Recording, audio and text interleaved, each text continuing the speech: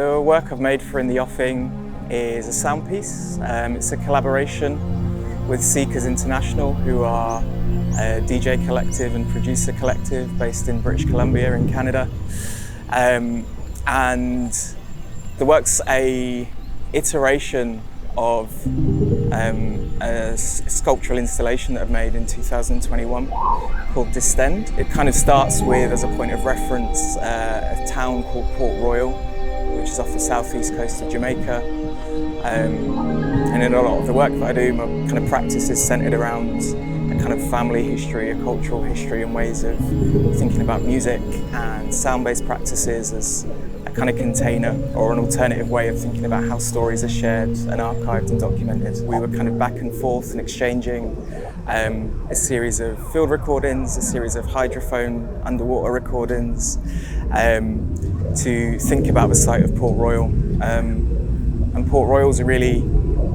important and interesting place, I think, that's come up quite a bit in some of my research and some of the things that I've been looking at and interested in around a relationship of race and the environment. So between myself and Seekersinternational, we were kind of elaborating further on what was already a kind of point of reference from the original project to think about what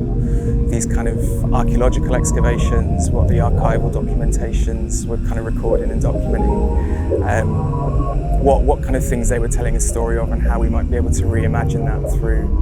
a musical kind of exchange. So the idea of In the Offing, I guess, is something that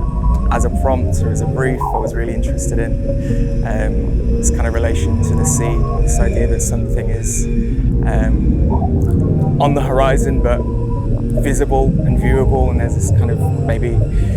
connection to like these histories that are operating in a similar sort of ways, and the ways that we encounter them or the ways that we don't get to encounter them. So using sound as a kind of methodology or as a process to try and explore some of that further. Yeah, it was something that I was really excited about, and something that these conversations kind of came from, I guess, thinking about a relationship to water and to the stories that are carried with the sea. The idea of like sound existing in an exhibition and just the sound. Often I work in a kind of multidisciplinary way, so sometimes there's moving image and film elements, sometimes there's sculptural elements, and they kind of sit alongside the audio. On this occasion it's just the sound, which is kind of daunting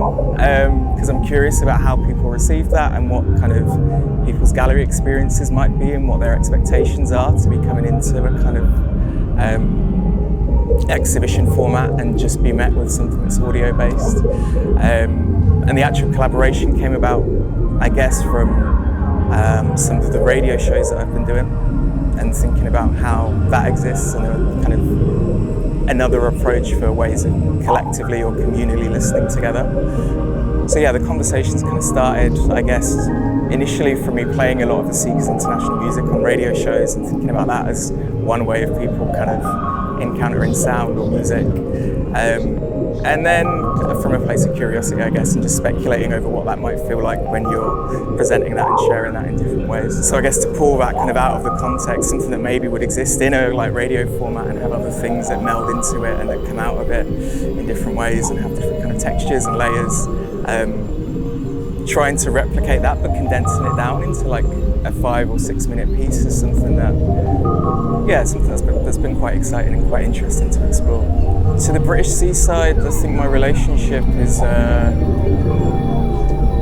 quite an interesting one, because quite often in a lot of